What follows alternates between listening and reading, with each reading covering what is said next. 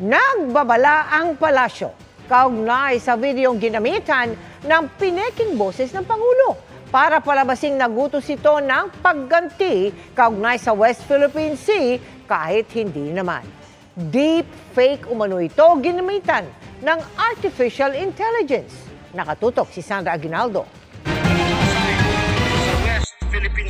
Ipinakita sa media ng Department of Information and Communications Technology ang videong naglalaman ng anilay peking boses ni Pangulong Marcos.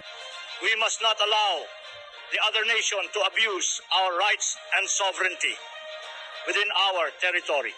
Kabilang din sa binanggit ng peking boses ang senaryo ng pagsalakay ng China sa teritoryo ng Pilipinas at ang umano'y utos na gumanti sa China kung kinakailangan para matigil ang pambubuli.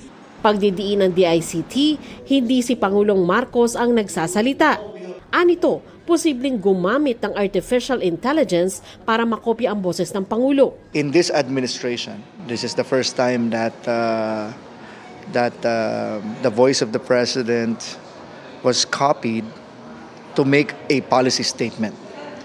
In the past kasi, the voice of the president and other past presidents were used for jokes. We immediately asked YouTube to take it down and they did. Tinawag naman itong deep fake video ng palasyo. Ginamit lang yung boses ng Pangulo at ginawa siya ng script para ilapat doon sa video na mukhang siya mismo ang nagsasalita. Nililinaw lang po ng PCO na hindi po ito totoo. We appeal to the public to be more discerning and vigilant pagdating sa mga balita.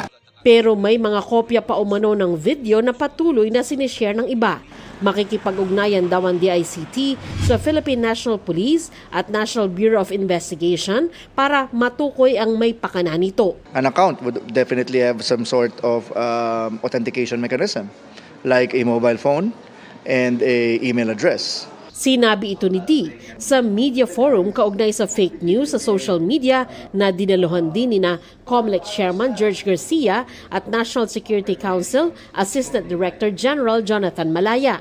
Punto ni Malaya, maaring nagagamit ang ganito para guluhin ang usapin sa West Philippine Sea, tulad daw sa ginawa sa usapin ng umano'y gentleman's agreement ng China at Pilipinas sa Ayungin Shoal. Pinagsabong yung Pilipino. No, pinagsabong tayo lahat eh. So ngayon nagtuturoan na sino yung ganito, sino yung ganyan. So then we saw there was a foreign hand, no, that was manipulating. So it's some form of information manipulation.